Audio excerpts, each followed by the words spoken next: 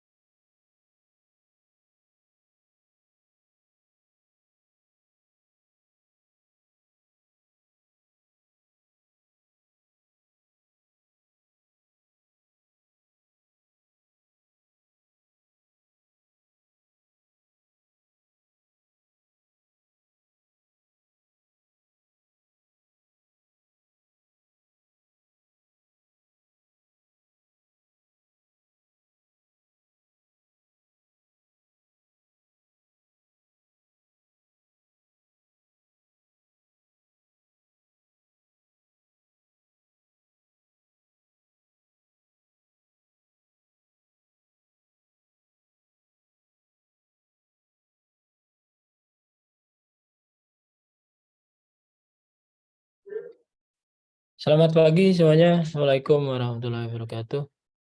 Waalaikumsalam warahmatullahi wabarakatuh. Pagi, Pak. Pagi semuanya. Ya, kita mulai ya. Mungkin sambil nunggu yang lain. Jadi kita hari ini akan membahas tentang fungsi organisasi dalam manajemen perusahaan. Jadi kemarin kita sudah diskusi mengenai objektif, kemudian strategi untuk mencapai objektif. Nah, eh, ketika kita diskusi mengenai organisasi, hal yang paling penting adalah mencapai suatu tujuan bersama ya. Jadi tujuan yang ditetapkan oleh organisasi tersebut.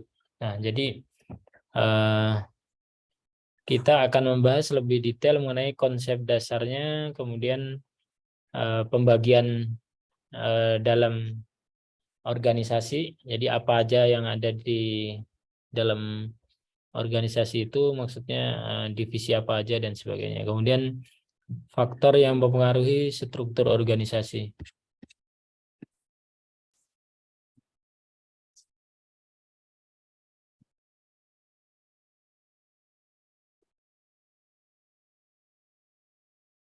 Oh iya, ini nanti presentasi masih satu, nanti terakhir ya setelah ini ya. Setelah kelas, jadi mungkin ada waktu sebentar. Baik, oke. Kemudian pendekatan dalam departementalisasi ya. Jadi dibagi divisi-divisi, terus struktur organisasi formal dan informal. Kemudian tujuannya untuk ini pengambilan keputusan yang terkait dengan desain organisasi ya. Jadi eh, desain yang bagus itu seperti apa? Jadi kalau kita bikin ibarat organisasi itu rumah, bagaimana kita mencapai tujuan untuk membuat rumah. Nah, kalau rumah kan biasanya misal nih, pertama kita lihat fungsi, kemudian kita misalnya kita mau bikin rumah, terus apa yang harus dicapai gitu. Nah, kalau tempat rumah saya misalnya, saya akan renovate sehingga eh, secara fungsi bisa nambah orang, nambah kamar, kemudian karena anak udah mulai besar ya, jadi kita harus tambah rumah, kamar, kemudian space-nya bisa biar dengan lahan yang sama biar kelihatan lebih besar gitu. Jadi manfaatnya jadi lebih besar juga. Jadi kalau ada tamu misalnya 100 orang masuk di tanah yang sama bisa masuk gitu. Kemudian mungkin eh, komponen yang lain ya, mungkin kebersihan dan sebagainya. Nah, itu tujuan kita renovate rumah. Nah, sama juga eh,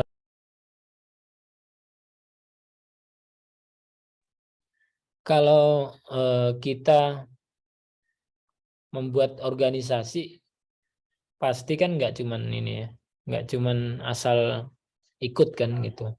Anda udah capek-capek kuliah, terus ikut organisasi ekstrakurikuler kan pasti ada manfaatnya. Kita ingat Steve Jobs. Kemarin ada yang Steve nggak ya, lupa ya. Oh iya, kalau salah ada ya. Nah itu dia kuliah itu nggak selesai, tapi yang dia selesaikan justru dia ngambil course kaligrafi ya. Makanya desainnya Apple itu untuk apa namanya, keyboard dan sebagainya itu sangat bagus ya, dan font-fontnya itu bagus. Itu karena dia pintar desain ya. Jadi itu. Karena dia waktu kuliah dia justru ikut gitu. Nah, itu kan manfaat dari kita ikut organisasi ya. Nah, organisasi itu kan kemarin kita udah bicara banyak ya. Ada eh, sekolah, ada keluarga, negara gitu ya. Jadi semuanya itu organisasi ya. Nah, eh, kita hari ini akan membahas itu. Jadi desain seperti apa sih yang bagus yang bisa menunjang eh, menunjang kita untuk mencapai tujuan kita itu.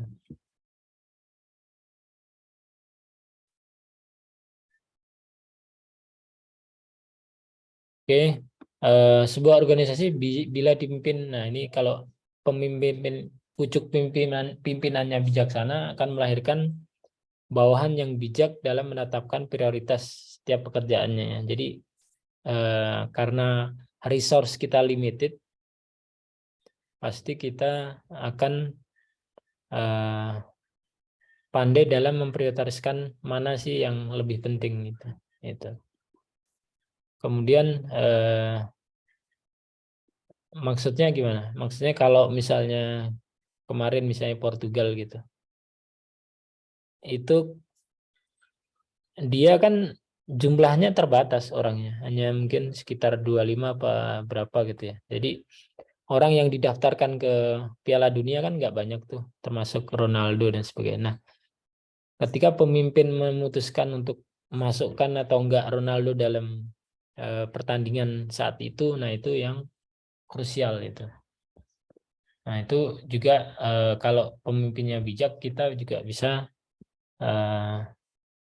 memprioritaskan mana yang paling penting gitu. Konsep dasar pengorganisasian, jadi fungsi organisasi itu untuk menunjang tadi tujuan organisasi. Nah, yang paling penting adalah desain organisasi itu sendiri. Jadi desain itu nanti kita akan bahas detailnya. Terus ada struktur organisasi juga. Tuh. Nah,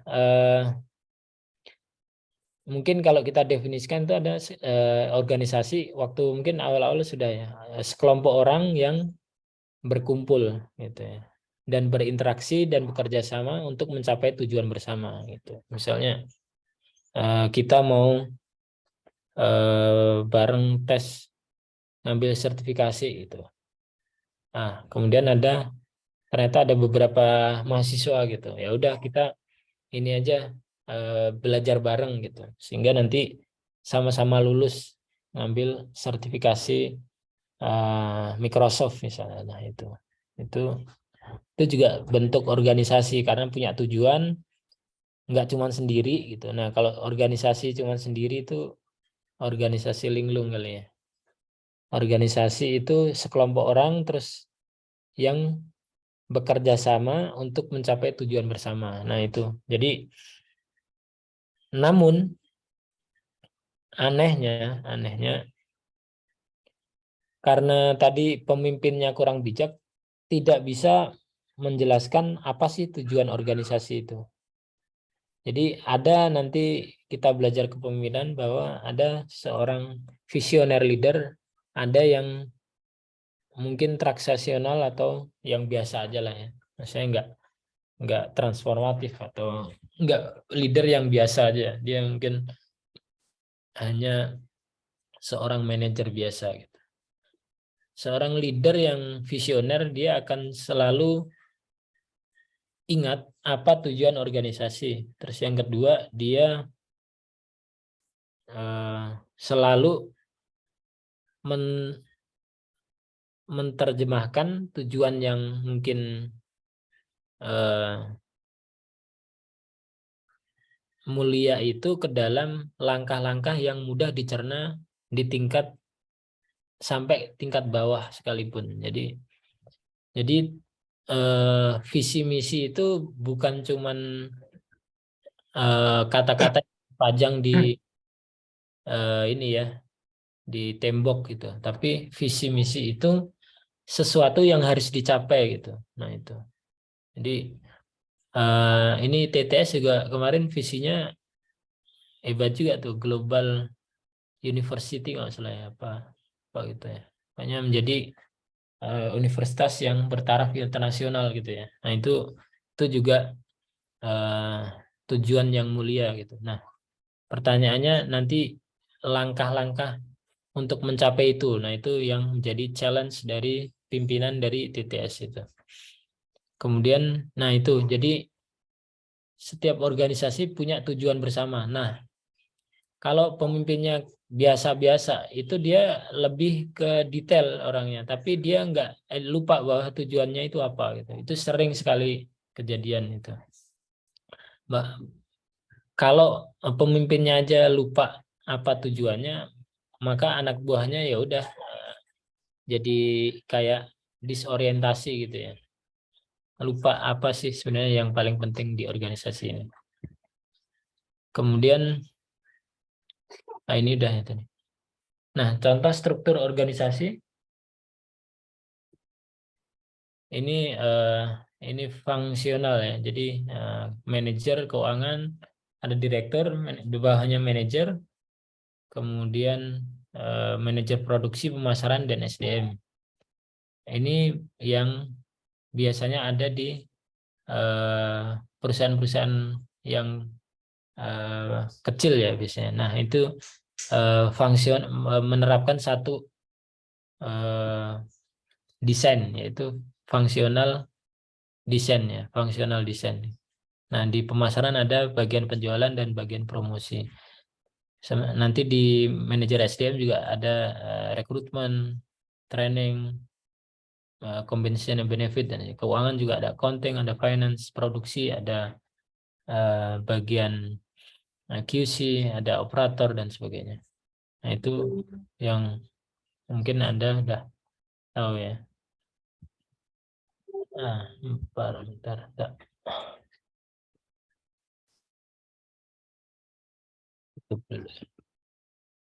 4 pilar organisasi ya.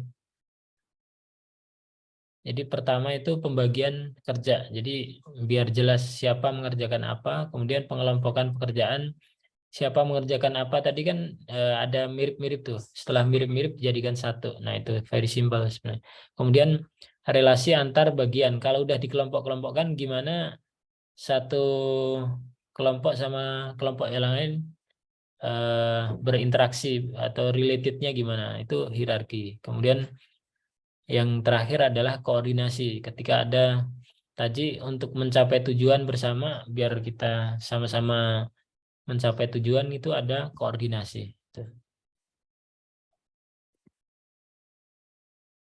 Kemudian pilar pertama pembagian pekerjaannya. Jadi ini adalah satu upaya untuk ini menyederhanakan sebenarnya, menyederhanakan semua kegiatan. Jadi kan misalnya gampang lah, Anda bikin organisasi panitia inilah ya, panitia hari atau kemarin saya lihat ada pemilihan student council atau apa BEM ya, BEM. Nah, itu kan ada panitianya kan. Nah, itu panitianya kan kerjaannya banyak tuh. Apa aja di list, setelah di list, oh ini nanti ini bagiannya bagian apa misalnya promosi, terus bagian seleksi, kemudian bagian election gitu. Nah, itu apa namanya kita bagi-bagi gitu ya. Terus ada biasanya, nah kalau itu di kampus ya, mungkin kalau di organisasi atau perusahaan bagian tenaga kerja, kemudian ada tadi marketing dan sebagainya. Contoh mungkin bagian bisnis restoran ya. Jadi kebetulan saya lagi mau buka angkringan nih di ruko kita ya. Nah, itu ada pembagian, misalnya ada bagian yang frontline, yang waiter dan sebagainya. Kemudian ada kita bagian keuangan, ada nanti yang bagian cook. Nah, terus bagian promosi itu. Jadi kadang mungkin kalau bisnis restoran itu paling 1-2 yang di depan ya. Tapi kalau melihat organisasi secara keseluruhan itu lebih dari itu, karena ada yang promosi digital, pakai digital marketing mungkin IG, kemudian ada yang bagian keuangan yang mencatat keuangan, kemudian ada yang apa namanya bagian belanja dan sebagainya, itu ada cooknya itu. Nah, kalau ini lebih ini ya, jadi nanti preferensi masing-masing orang itu mau kemana gitu kan. Ada orang yang sukanya di lapangan, ada yang sukanya di belakang komputer gitu. Pilar kedua pengelompokan pekerjaan. Jadi setelah tadi misalnya dikelompokkan kerjaannya, di list ya, misalnya ada bagian, kan dalam organisasi misalnya kita bikin startup kan ada foundernya. Nah, founder kan harus nggak mungkin founder sendiri kan yang ini. Jadi pertama harus cari co-founder, nggak mungkin sendiri tadi kan organisasi. Kemudian harus cari investor. Nah, setelah itu kan dia cari orang yang mau merealisasikan impiannya. Jadi perlu orang. Nah, kalau perlu orang apa yang harus dilakukan? Berarti kan dia harus cari bagian rekrutmen. Nah, itu. Setelah bagian rekrutmen, kemudian dia harus cari bagian investment. Nah, dia butuh CFO. Setelah dia butuh udah punya invest, kemudian dia hire orang, orang kan sudah perlu digaji. Nah, itu bagian penggajian atau compensation and benefit. Setelah orang digaji kan perlu diukur kinerjanya. Nah, setelah itu perlu bagian performance appraisal atau real time feedback untuk orang-orangnya, benar nggak kerjanya. Nah, itu bagian performance management. Nah, setelah itu kok makin banyak orang, ada aja yang nggak sesuai dengan tujuan awal gitu. Nah, itu perlu bagian disiplin atau industrial relation. Nah, setelah itu bayar gaji kok uangnya makin nipis. Wah, itu perlu ini apa namanya?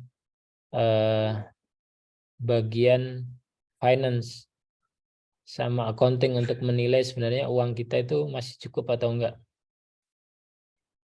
Nah, setelah tadi investornya yang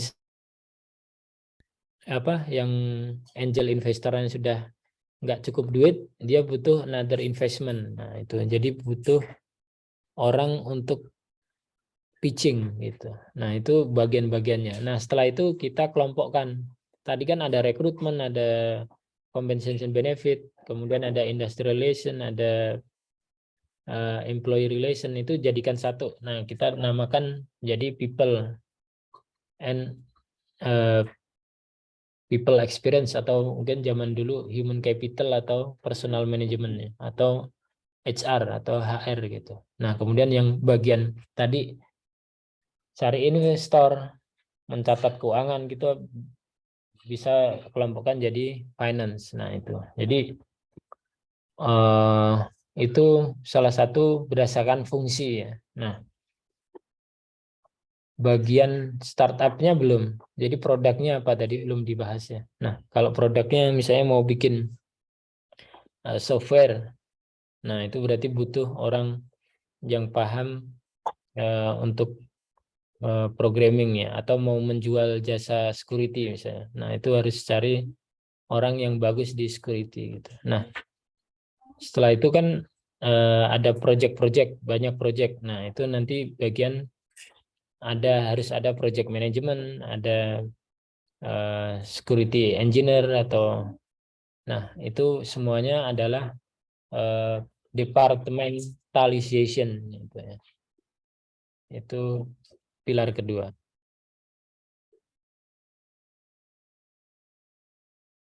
Nah, ini another case ya. Tadi kalau simpelnya mungkin tadi agak bagian organisasi, ini gampangnya. Kalau kita mungkin Anda nanti ada entrepreneurship terus suruh bikin warung gitu. Nah, itu ada yang bagian memasak, membeli bahan, menuliskan menu, mengantarkan makanan, menerima pembayaran, pembuatan laporan keuangan, membuat laporan keuangan bulanan. Nah, itu dibagi-bagi itu. Misalnya jadi 3. Nah, itu caranya division of work. Kalau Anda ingat-ingat lagi yang teori manajemen, nanti Anda ketemu lagi itu.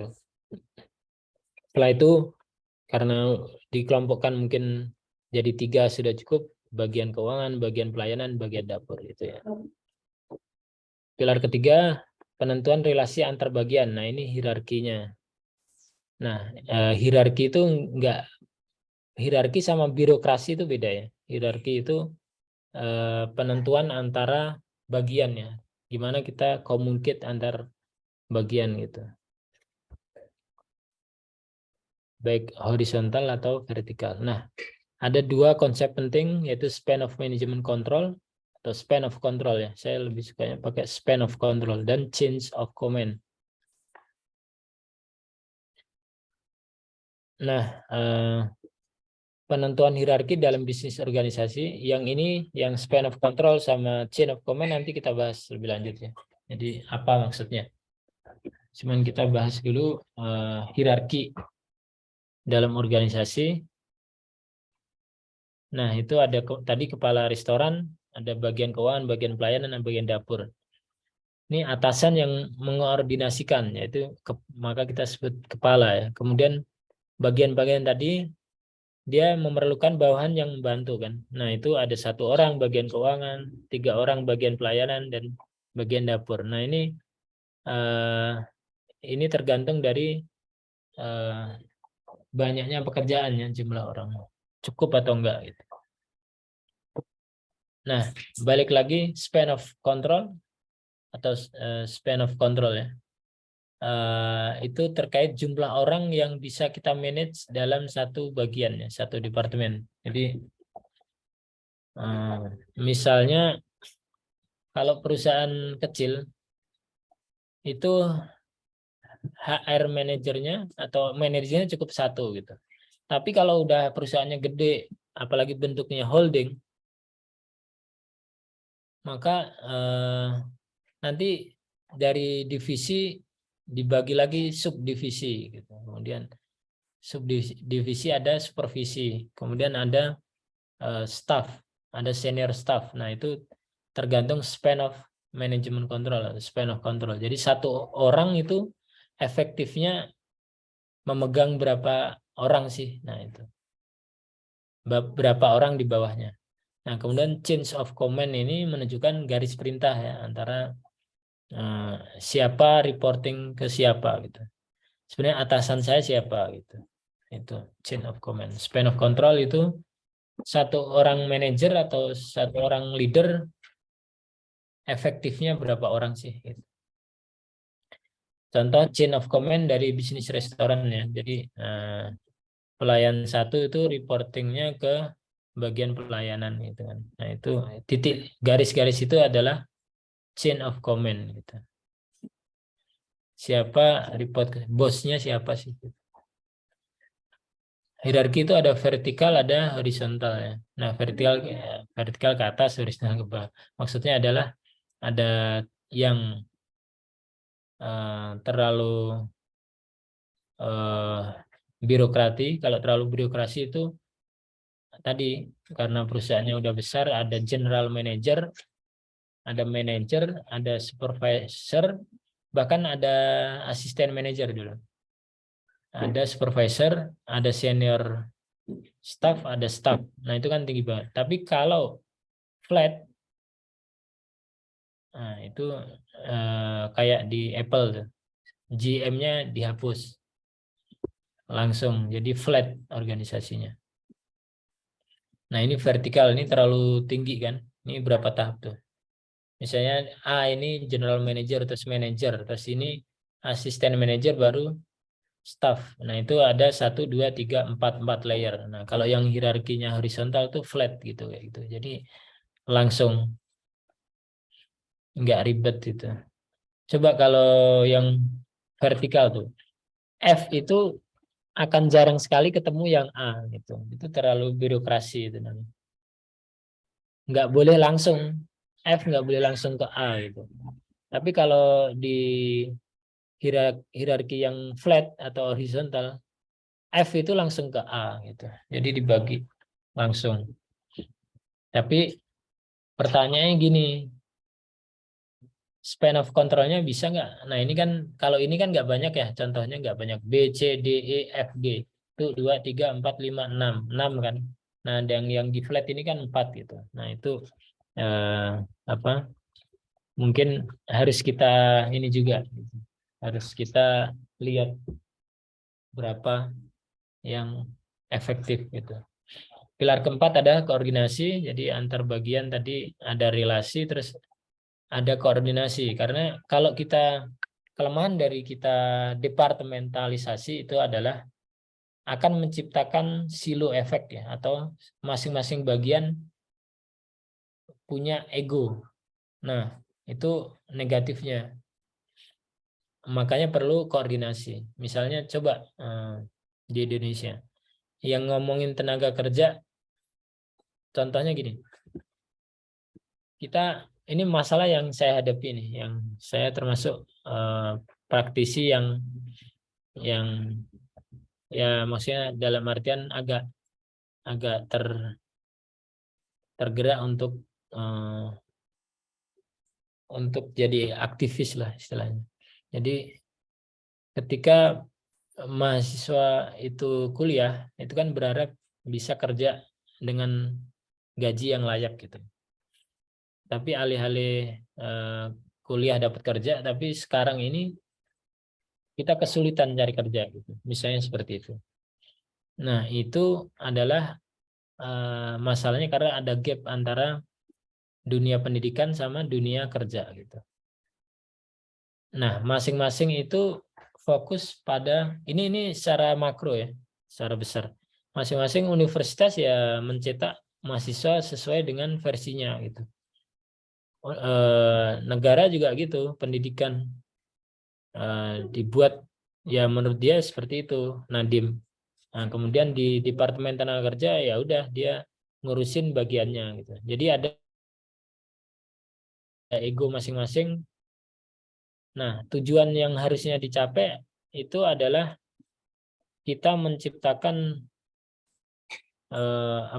talent-talent yang bagus untuk siap bekerja di industri, tapi akhirnya tujuan itu sampai sekarang belum tercapai. Makanya salah satu kemarin saya bilang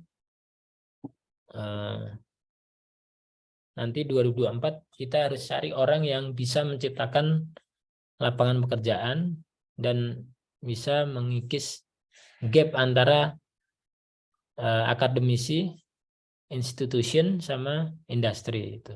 Jadi setiap orang yang lulus di universitas itu bisa terserap oleh pasar tenaga kerja itu. Jadi misalnya saat ini kita kekurangan dokter spesialis. Nah, itu. Karena ya itu di dunia pendidikannya ada kelemahan, ada kekurangan suplai. Demand-nya banyak. Nah, sementara di jurusan lain misalnya ada mungkin jurusan manajemen gitu ya. Atau yang saya bingung tuh ada jurusan international business itu. Itu international business, ada internal relation itu. Itu at the end of the day bingung tuh mahasiswa mau cari pekerjaan apa gitu. Nah, kalau IT ini kan ini yang seperti kemarin saya bilang, kalian adalah di secara strategi udah benar. Jadi demand-nya high, kemudian kalian juga di pasar yang benar gitu. Tinggal kalian kalau nggak dapat kerja nanti ya berarti harus berbenah diri karena jurusan sudah benar, pasarnya permintaannya tinggi gitu kan. Nah, jadi harus ada koordinasi itu yang tidak terbangun di Indonesia. Jadi antara pendidikan, industri sama departemen tenaga kerja, pendidikan itu harus harus koordinasi sehingga nggak ada satu jurusan yang kurang, ada satu jurusan yang kebanyakan itu. Jadi dokter misalnya itu kan sangat kurang karena masuk dokter itu gila biayanya kan besar gitu. Tapi nah itu harus dipecahkan oleh pemerintah. Kalau enggak ya kita kekurangan dokter terus. Atau dari sisi demand-nya harus ditentukan misalnya kurangnya dokter berapa. Kemudian di IT misalnya kekurangannya orang IT bagian security berapa. Itu sebenarnya tugas bersama lah gitu. Nggak bisa pemerintah sendiri institusi pendidikan sendiri gitu. Nah, balik lagi ke mikro manajemen atau ke perusahaan, ke organisasi yang lebih kecil. Nah, itu bagian-bagian tadi harus ada koordinasi, kalau enggak ya tujuannya enggak akan tercapai tadi. Nah, ini arti penting ya. Jadi saling ketergantungan, bukan sebaliknya ya. Jadi sebaliknya itu, oh kita posisi kita paling penting gitu. Misalnya kayak di marketing, posisi kita ini ujung tombak gitu. Nah, kemudian orang konten bilang, wah kalau nggak ada uang juga bingung gitu. Nah, bagian SDM kalau nggak ada orang juga bingung. Nah, itu sebenarnya kan egonya masing-masing bagian. Nah, setelah itu nanti kita harus hilangkan silo atau ego tadi ya, sehingga bisa koordinasi masing-masing bagian. Jadi sebenarnya semuanya penting dan saling bergantung ya, interdependent.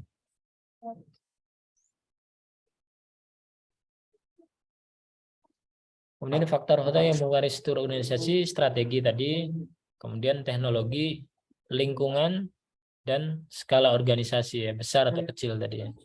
Kalau konglomerat ya mau nggak mau emang harus hierarkinya tol ya.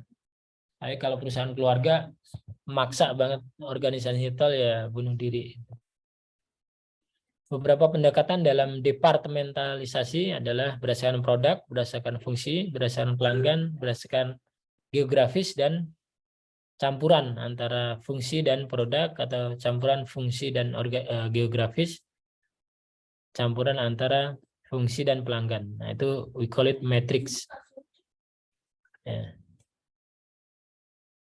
Nanti ada satu lagi saya kenalkan namanya helix.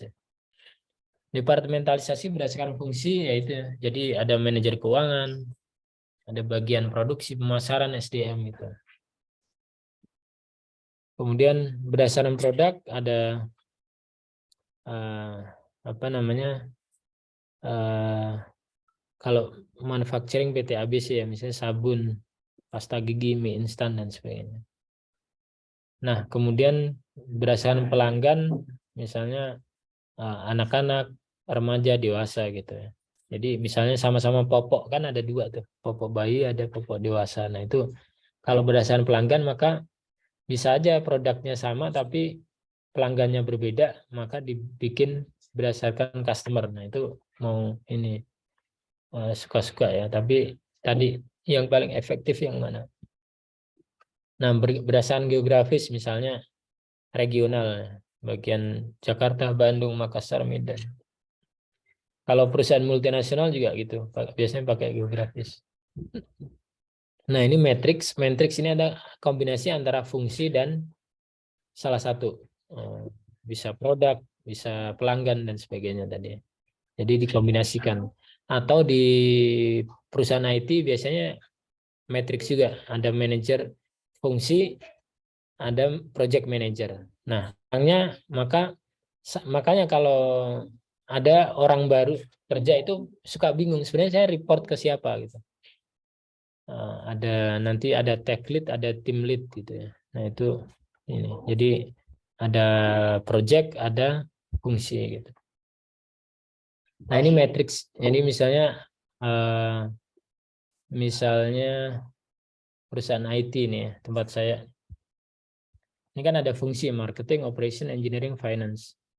Nah ada VP engineering, ada project 1. Nah project 1 ini misalnya Mr. A.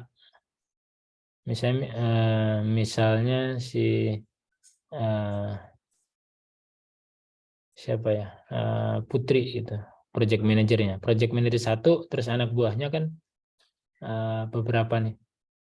Nah si Putri ini juga harus koordinasi sama, bahkan report ke marketing, operation, engineering, dan finance juga, karena ada tadi koordinasi juga. Nah ini adalah metric organization. Kemudian orang yang di dalam situ itu reportnya ke 2 tadi, jadi ke marketing sama project manager 1 gitu. Jadi kalau yang bingung nggak pertama itu sebenarnya saya reportnya ke siapa gitu. Nah itu di awal harus tegaskan memang dua itu namanya metric organization. Itu anak-anak yang baru pasti bingung tuh. Sebenarnya bos saya siapa sih gitu. Nah itu. Ini metric structure tadi project manager report to product manager juga. Jadi product manager tadi misalnya bagian iPhone gitu. Maka ada project manajernya, ada IT, finance, HR, dan sebagainya. Jadi ada kebalik, ada produk report to product manager atau sebaliknya gitu. Oke. Nah, ini satu yang saya kenalkan helix ya.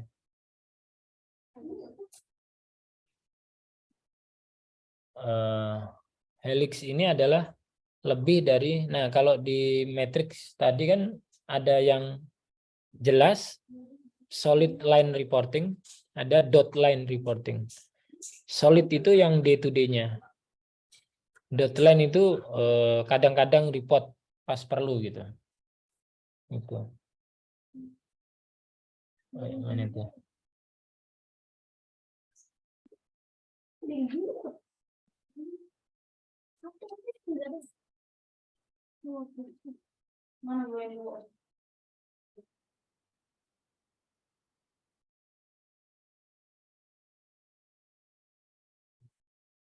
Oke, nah sementara helix itu kita jelaskan di awal, titiknya nggak ada. Jadi dua-duanya solid line ya.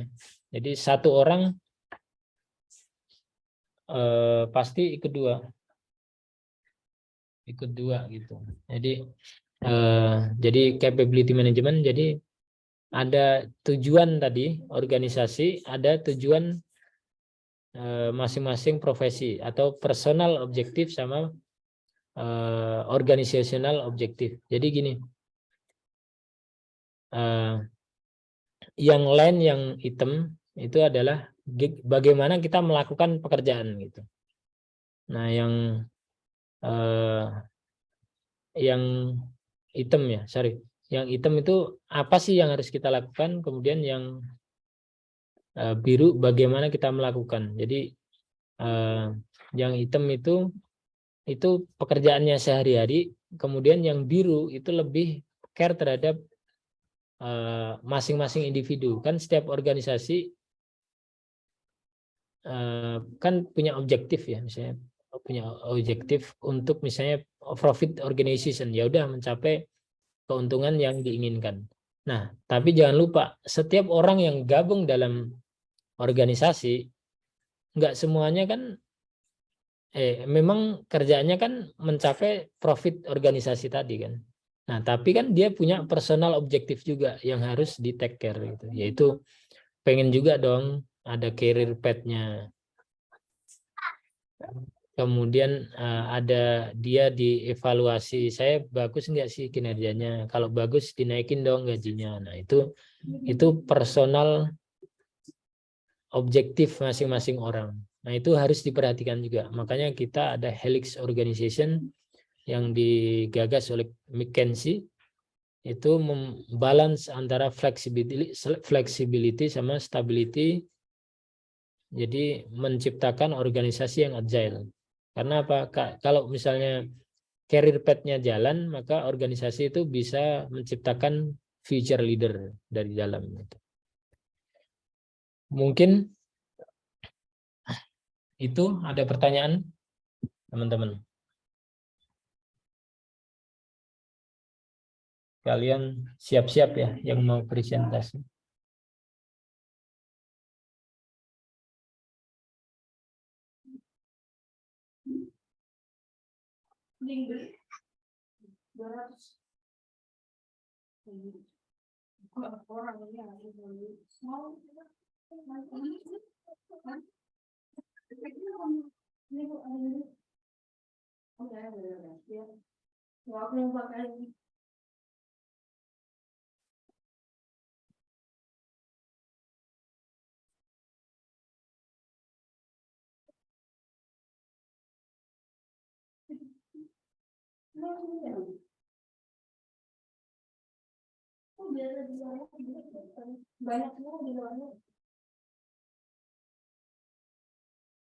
Oke,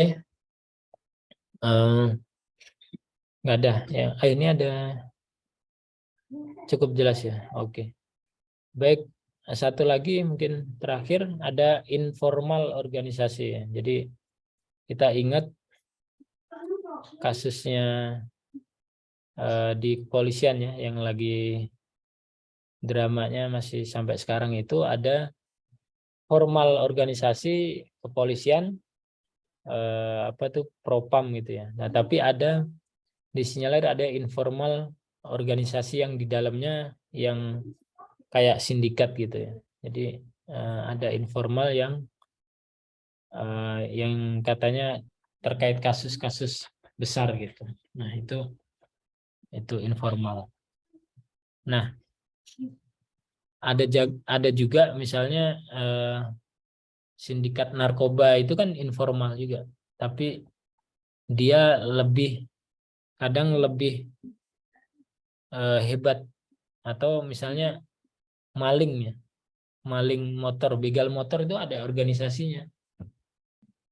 Nah tapi itu informal ya, tapi itu informal di masyarakat lah ya, eh, di struktur sosial kita ada informal, ada kejahatan-kejahatan yang terstruktur gitu. Nah di dalam organisasi ada juga informal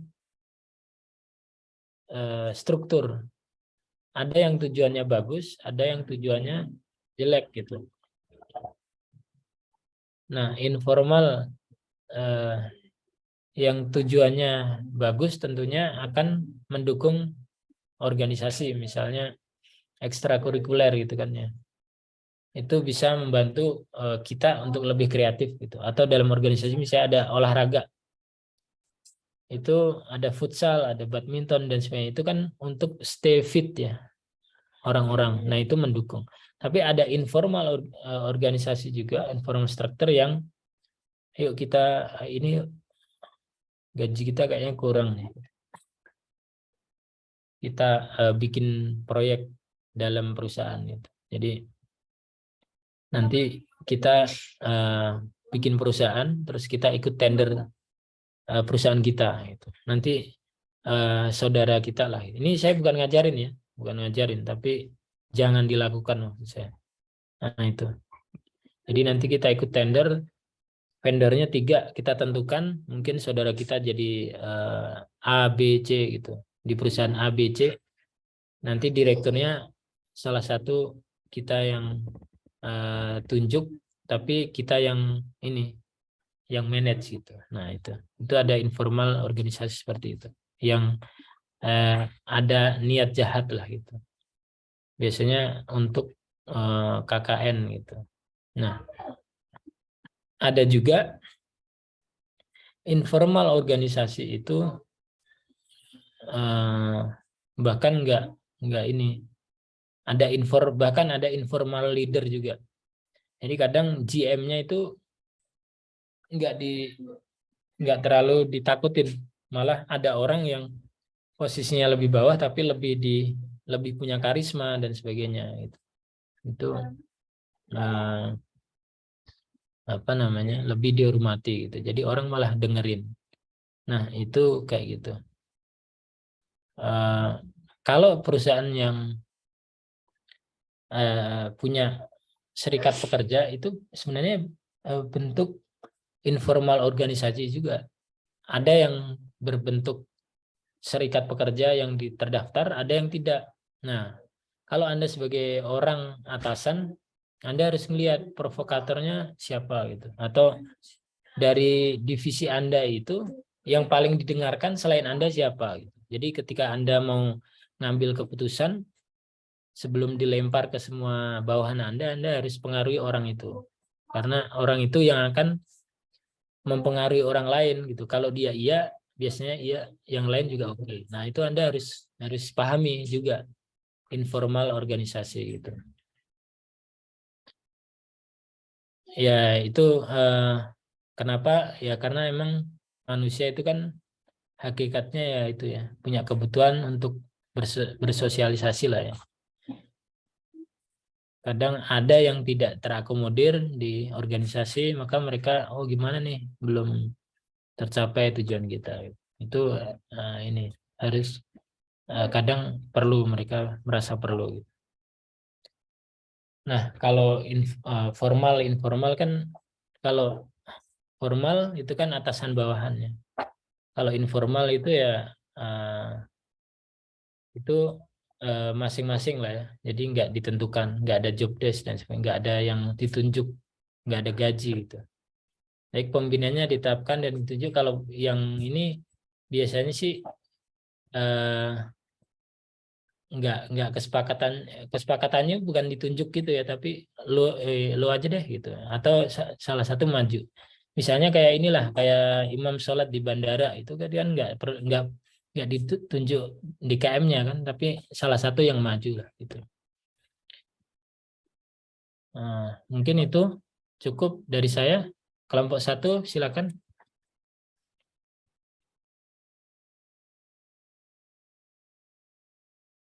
Sambil nunggu kelompok satu kita buka pertanyaan mungkin ya. Kalau ada silakan sambil nunggu kelompoknya aman.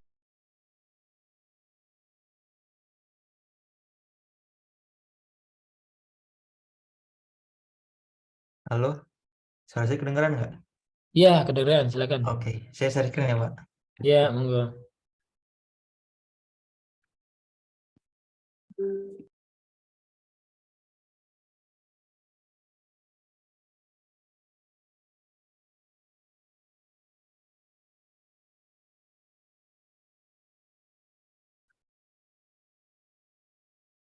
Apakah sudah terlihat?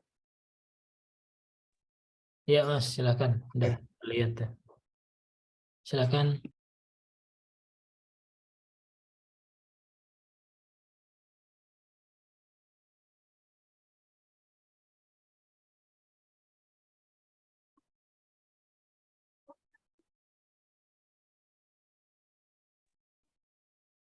Oke, Al, udah bisa belum? Udah, silakan. Kedengeran nggak suaranya? Ada.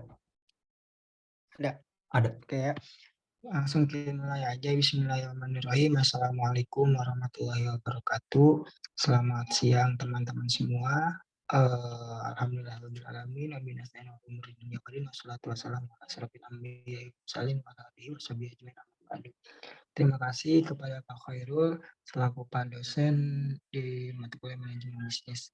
Langsung saja pembagian tugas presentasi kali ini dari kelompok 1. Yang pertama, saya Muhammad Ismail Pansah selaku moderator. Yang kedua ada Mbak Delia, yang ketiga ada Alfata Wibisono, dan yang keempat ada Mbak Amanda. Gitu.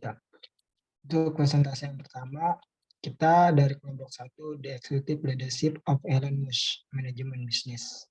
Boleh slide-nya dilanjut yang akan dibawakan oleh saya. Apa sih itu executive leadership? Kepemimpinan eksekutif adalah mengelola diri kita sendiri untuk memaksimalkan kemampuan kita dalam keadaan yang berkembang.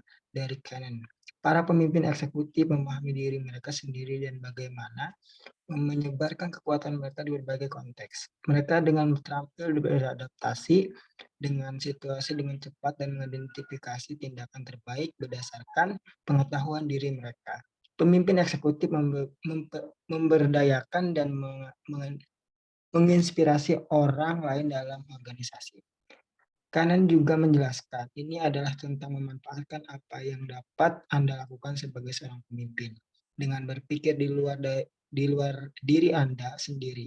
Anda memaksimalkan apa yang ditawarkan orang lain dan memberikan hasil terbaik. Proses kepemimpinan eksekutif terkemuka biasanya mengawasi kegiatan bisnis seperti memenuhi tujuan organisasi, pengembangan pencapaian strategis, dan pengambilan keputusan secara keseluruhan. Oke, lanjut.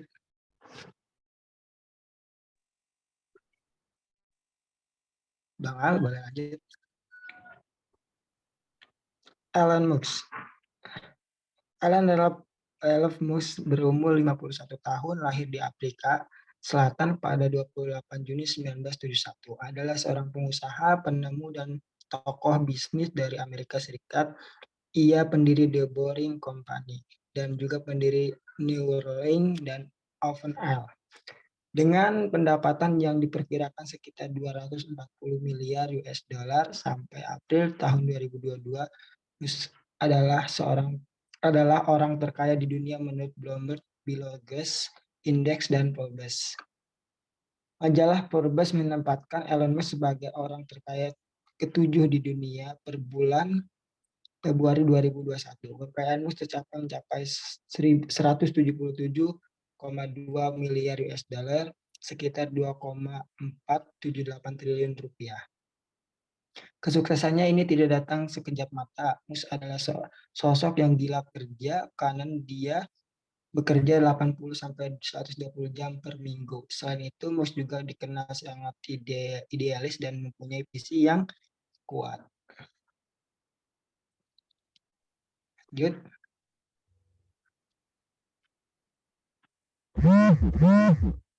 Oke, selanjutnya akan dibawakan oleh Mbak Delia Mutia. Apakah ada Mbak Delia Mutia? Halo, Mbak Delia.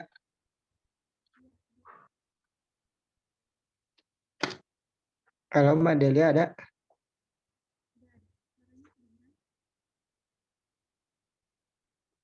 Delia, mohon maaf.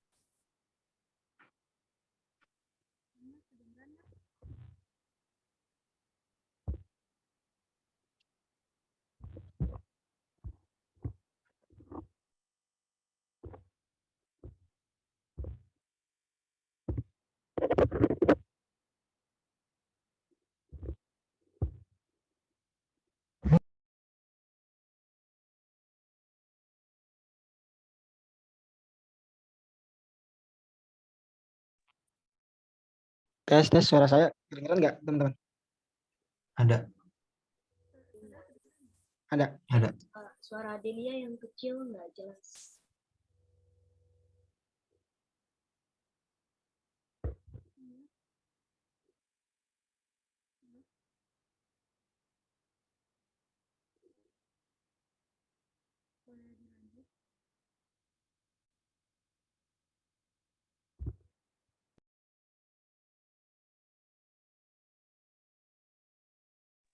Udah, yang Delia sudah ngomong nih. Kayaknya belum. Belum, Pak. Belum ada suara ini. Oh.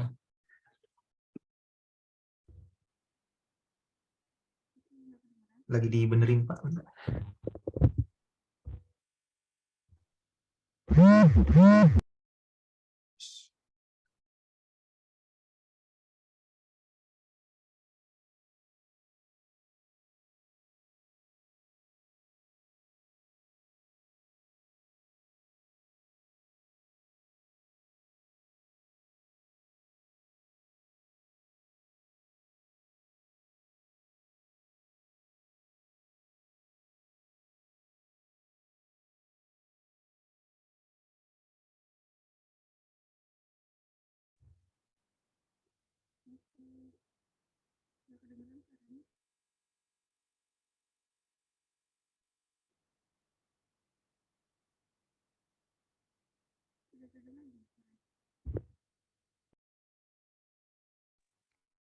Halo, Mbak Delia, ada nggak?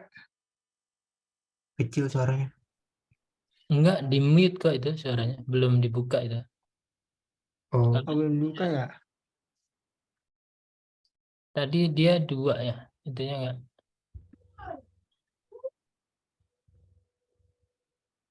Mungkin mau diganti yang lain dulu. Boleh Kak Hikmal di take over?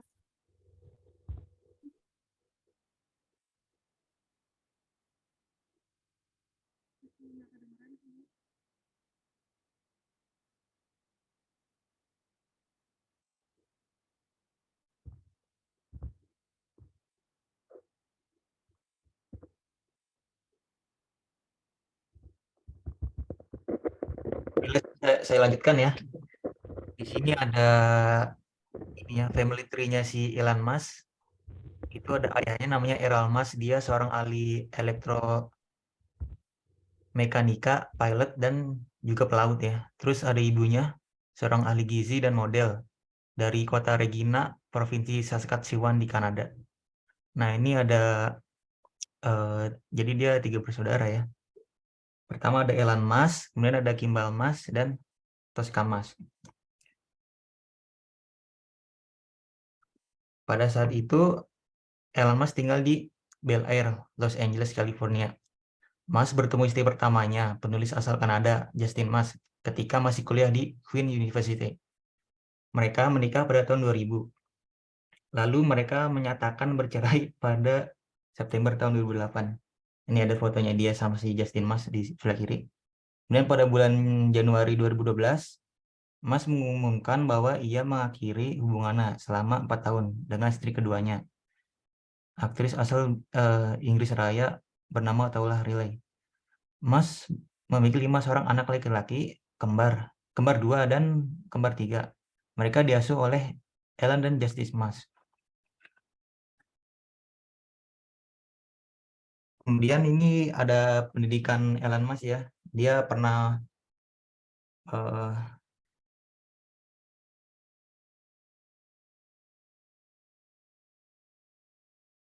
di sini dia pernah menempuh pendidikan di ini ya SMA-nya di Afrika Selatan dan lulus pada tahun 1988.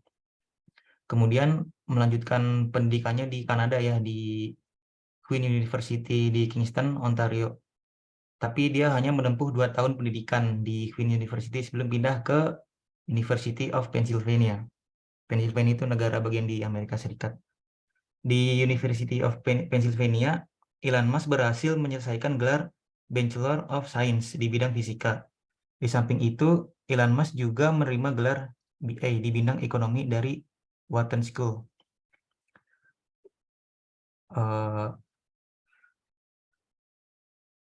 Dia juga mengambil program pasca sarjana di Teknik Material Science di Universitas Stanford, California. Kemudian ini ada pencapaian Elon Musk ya. Elon Musk bersama saudaranya itu Kimball Musk mendirikan perusahaan pertamanya yang bernama Zip2. Nah, itu sebuah perusahaan yang menyediakan software untuk surat kabar online. Pada tahun 1999, Zip2 diakuisisi oleh Compaq seharga $307. Dari uang hasil penjualan Zip2 digunakan untuk membangun XCOM yang menjadi cikal bakal dari PayPal. Kemudian tidak berhenti di itu saja, Elon Musk kembali membangun sebuah perusahaan transportasi luar angkasa, yaitu bernama SpaceX pada tahun 2002. Elon Musk juga membangun Tesla pada tahun 2003, diikuti oleh Neuralink pada 2016 dan The Boring Company di tahun berikutnya. Kemudian ini lebih dekatnya mengenai PayPal ya. Elon Musk mendirikan sebuah perusahaan yang berfokus pada transaksi online yang disebut dengan XCOM dengan memanfaatkan hasil penjualan Zip2. Pada bulan Oktober tahun 2000, Elon memutuskan bahwa XCOM akan menghentikan operasi perbankan internetnya, dan berfokus pada layanan uang PayPal. Kemudian XCOM berganti nama menjadi PayPal dan berekspansi lebih cepat pada tahun 2001 karena digunakan oleh eBay. eBay ini marketplace gitu ya. Jadi PayPal itu juga semacam rekening virtual, dia menyediakan jasa ini transfer dan pembayaran secara online. Kemudian pada tahun 2002 SpaceX pun berdiri. Elon Musk mendirikan perusahaan transportasi luar angkasa bernama SpaceX di Hawthorne, California. SpaceX memproduksi roket atau kendaraan peluncur seperti Falcon 9, Falcon Heavy, Starship. Starship ini masih prototipe dan perlengkapan mesin roket, hingga pesawat ruang angkasa seperti Cargo Dragon, Crew Dragon untuk keperluan suplai dan menghantar astronot ke ISS atau International Space Station, stasiun ruang angkasa ini multi negara di atasan, serta satelit komunikasi Starlink. Nah, si SpaceX ini dia pernah dapat sejumlah kontrak dari NASA untuk penerbangan ke ISS pakai roket Falcon 9 buat kendaraan peluncurnya yang ngebawa ini SpaceX jenis Dragon. yang isinya astronot atau enggak kargo buat keperluan astronot di ISS, buat gantiin cara tradisional ini Space Shuttle-nya NASA yang udah dipakai NASA sejak lama gitu. Nah, di kanan ini ada produknya si SpaceX. Nah, ini ada roket nih, ini namanya roket Falcon. Yang kiri namanya Falcon 9, yang kanan Falcon Heavy. Ini fungsinya juga beda. Nah, di atas ini namanya Capsule Dragon. Nah, ini tuh fungsinya buat tempat astronot sama isi kargonya buat keperluan di ISS. Nah, si Capsule Dragon ini bakal ditaruh di ujungnya si ini nih, kendaraan peluncur ini, roket Falcon. Nah, ini kan nanti dia bakal bakal meluncur ke luar atmosfer. Nah, si kapsul ini dia bakal menuju ke tujuan misinya, entah itu ke ISS atau kemana. Nah, uniknya itu si inovasi SpaceX itu dia roket Falcon 9 ini nggak jadi sampah ruang angkasa. Dia punya kemampuan buat balik lagi ke bumi. Jadi dia dari atmosfer punya kemampuan turun secara vertikal gitu ke bumi. Nanti kalau udah deket landing pad-nya atau landing zone-nya, dia bakal ini punya kaki yang bisa nopang si dia ini, si roket ini. Jadi dia reusable banget, bisa dipakai di misi berikutnya. Nah, si Elon Musk ini dia bisa ngegantiin programnya si ini, program pesawat ulang-aliknya si NASA ini nih. Kan ini udah lama, sejak era Perang Dingin juga udah ada. Dia kan dulu saingan sama Uni Soviet ya, Amerika nih. Tapi dia udah pensiun tahun 2011 itu. Jadi dia ngasih Elon Musk kontrak buat misi ke ISS gitu. Kemudian oh ya, ini cara kerjanya si Falcon 9 tadi. Pas sudah sampai sini luar atmosfer, dia bakal ngelepas modul utamanya, dia bakal lanjutin misinya. Nah, si roket Falcon ini dia bakal balik lagi ke bumi gitu, dia puter terus turun secara vertikal terus mendarat lagi. Nah, ini bisa dipakai buat misi berikutnya. Itu emang bagus banget sih ini SpaceX ini. Kemudian ada Tesla ya.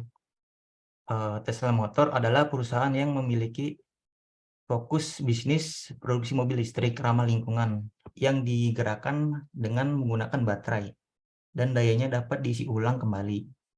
Nah, pada tahun 2012, perusahaan Elon Musk mendapat penghargaan dari Motor Trend Magazine sebagai Car of the Year. Nah, Tesla ini dia ini ya, autonomous car atau self-driving car yang bisa nyetir sendiri. Dia juga ramah lingkungan, mesinnya juga nggak, biasanya mobil elektrik itu mesinnya senyap atau nggak berisik. Kemudian banyak fitur smart car-nya. Di tahun 2006, SolarCity ini merupakan sebuah perusahaan yang bergerak pada penyediaan sistem tenaga surya dengan konsep green energy dan menjadi penyedia sistem tenaga surya terbesar kedua di Amerika Serikat. Jadi dia jual semacam desain produk panel surya gitu, sama layanan yang relate sama renewable energy gitu, sama kayak Tesla sih. Kemudian ada Neuralink tahun 2016. Elon Musk ikut mendirikan Neuralink, sebuah perusahaan rintisan neurologi dengan investasi sebesar 100 juta US dollar. Neuralink mempunyai misi untuk mengembangkan teknologi yang menghubungkan antara otak manusia dengan mesin. Ini chip yang dapat ditanam. Waktu itu pernah ada eksperimen juga tuh, jadi pernah ada orang yang lumpuh bisa dibantu, jadi bisa gerakin tangannya lagi kalau nggak salah. Ini ada Boring Company ya. Boring Company merupakan perusahaan konstruksi Amerika Serikat yang berfokus pada pembangunan terowongan. Di tahun 2001, The Boring Company berhasil menyelesaikan terowongan di bawah Las Vegas Convention Center. Nah, dia kayak semacam perusahaan kontraktor teknik sipil atau arsitektur gitu sih. Kemudian yang terakhir ada Twitter. Elon Musk mengakuisisi Twitter dimulai pada 14 April tahun 2002 dan berakhir pada 27 Oktober tahun 2022. Elon Musk mulai membeli saham perusahaan media sosial Twitter Incorporation pada Januari 2022. Akhirnya Elon Musk menjadi pemegang saham terbesar perusahaan tersebut pada bulan April dengan nilai 91% kepemilikan saham. Elon Musk menyatakan bahwa dia berencana untuk memperkenalkan fitur-fitur baru ke platform, membuat algoritma open source, memerangi akun bot atau spam, dan mempromosikan kebebasan berbicara. Mempromosikan kebebasan berbicara. Ini sih dia katanya juga bakal nge-unban akunnya si Donald Trump gitu. Kemudian kemudian selanjutnya akan dilanjutkan oleh Amanda Mardika Saskia. Baiklah, untuk selanjutnya kita masuk ke materi kontroversi Elon Musk. Dengan mengakuisisi Twitter ini, Elon Musk sudah mengambil keputusan besar dalam hidupnya. Elon Musk resmi mengambil alih perusahaan media sosial Twitter yang ia beli senilai 44 miliar US dollar. Musk telah bergerak cepat dengan mengadakan perubahan kebijakan kontroversial yang menuai banyak protes. Lalu apa sih dampak terbesar pada perusahaan Twitter ini? Tentu, Musk melakukan pemecatan CEO dan 50% pekerja dari Twitter. Elon Musk melakukan PHK massal sebanyak lebih dari 3.000 pegawai Twitter di berbagai negara mendapatkan notifikasi melalui surel bahwa kontrak kerja mereka tidak dilanjutkan. Jumlah ini hampir separuh dari total pekerja Twitter yang berjumlah kurang lebih 7.500 orang. Selanjutnya, pengguna centang biru diharuskan membayar 125.000 per bulannya. Selanjutnya, menghapuskan kebijakan hari istirahat. Dan yang terakhir adalah merevisi kebijakan work from home. Ini artinya, para karyawan yang tidak kena PHK diminta untuk bersiap-siap menjalani work from office karena Elon Musk memang tidak menyukai sistem remote work. Boleh next slide? Selain cerita-cerita dari background keluarga, lalu pencapaian-pencapaian dan juga kontroversi Elon Musk, ada beberapa kisah inspiratif Elon Musk yang membuat kelompok kami mengidolakan seorang Elon Musk. Yang pertama adalah saat orang tuanya berpisah, Musk hidup dengan ayahnya. Akan tetapi, Musk memutuskan untuk berpindah ke Kanada dan menumpang hidup pada saudaranya. Dari poin satu ini, kita dapat mengambil pelajaran bahwa apapun latar belakang keluarga kalian, sebesar apapun masalah yang kalian hadapi dalam hidup ini, tidak menghalangi kalian untuk mencapai sebuah kesuksesan di masa depan nanti. Lalu yang kedua, ada Musk mulai bekerja serabutan, seperti membersihkan sampah gandum di peternakan, menjadi tukang bersih-bersih, memotong kayu, hingga menjual komponen komputer. Semua pekerjaan itu dilakukan untuk menyambung hidup. Dari poin nomor 2 ini, kita dapat mengambil kisah inspiratif Musk bahwa jika kalian ingin mencapai sebuah kesuksesan, kalian harus bekerja keras. Kalian tidak bisa ingin enaknya saja ataupun langsung mendapatkannya secara instan. Semuanya harus melalui proses kerja keras dan butuh pengorbanan. Lalu nomor 3, memiliki ambisi yang tinggi terhadap apa yang telah dicita-citakannya sejak kecil. Sejak kecil, Musk sangat senang membaca dan belajar, terutama dalam mempelajari teknik komputer dan pemrograman. Bahkan pada usianya yang ke-12 tahun, ia berhasil membuat kode komputer lalu menjualnya kepada majalah komputer yang diberi nama Blastar seharga 500 US dollar. Dari nomor 3 ini, poin yang dapat kita ambil adalah silahkan kita semua memiliki ambisi sebesar mungkin, setinggi mungkin, tetapi harus diimbangi dengan effort dan juga skill, juga kemampuan yang kita punya. Dan tentunya pengetahuan. Selain itu, kita harus terus belajar, banyak belajar untuk menciptakan inovasi-inovasi yang ada. Lalu yang terakhir, nomor 4, Musk memang memiliki pengaruh yang besar terhadap teknologi. Akan tetapi, ia juga seorang pembisnis yang peduli terhadap lingkungan hidup di sekitarnya, maka tak heran jika inovasinya yang luar biasa membuatnya mampu mendirikan 8 perusahaan sekaligus. Dari nomor 4 ini bisa kita ambil bahwa setelah kita mencapai sebuah kesuksesan, bukan berarti kita bisa lupa dengan lingkungan di sekitar kita, apalagi peran orang-orang dan lingkungan yang mendukung kita untuk mencapai kesuksesan. Intinya kita tidak boleh kacang lupa kulit saat telah menjadi sukses. Mungkin itu saja yang dapat kami jabarkan tentang Elon Musk. Untuk sesi tanya jawab, saya serahkan kembali pada moderator. Silahkan.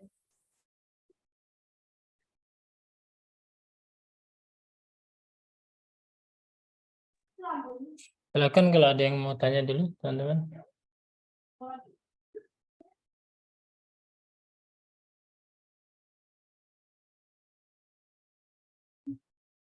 Dia ternyata bikin HP juga ya. Iya, Pak.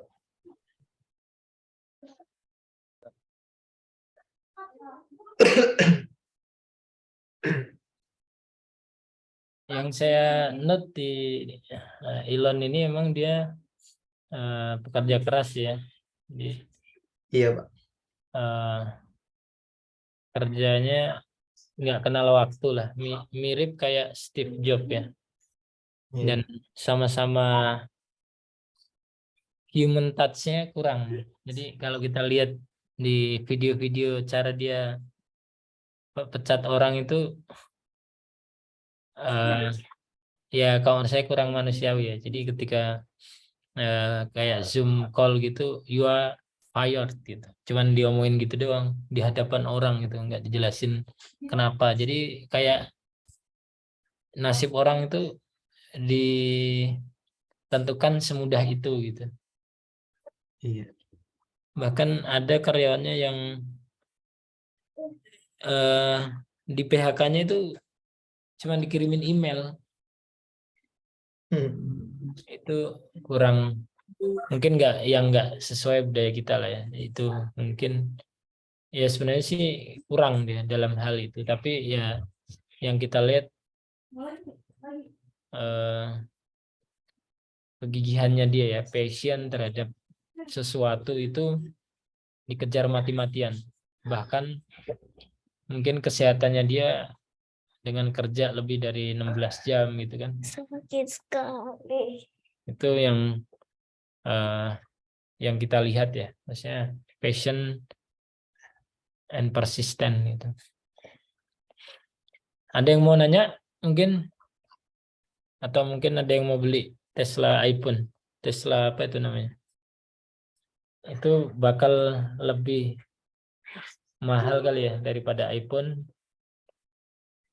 dan katanya nggak perlu beli pulsa karena dia nyambung ke satelitnya Tesla langsung, jadi nggak perlu beli pulsa ya.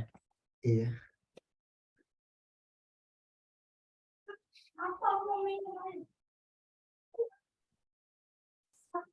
Di sini ada nggak yang mau bikin perusahaan setelah ini, atau pengen kerja semuanya? Belum kepikiran, Pak. Belum kepikiran ya? Iya, nanti kerja dulu baru buat perusahaan. Oh gitu ya. Iya. Kalau kita lihat backgroundnya Elon ini bukan orang yang keluarga yang berada ya, jadi sampai broken home gitu ya. Iya, Pak. Ini bisa juga dia sampai kerja serabutan. Kalau nggak ada, kita tutup ya hari ini. Semoga bisa diterima materi hari ini, bisa diamalkan. Terima kasih. Selamat pagi. Assalamualaikum warahmatullahi wabarakatuh. Waalaikumsalam warahmatullahi wabarakatuh.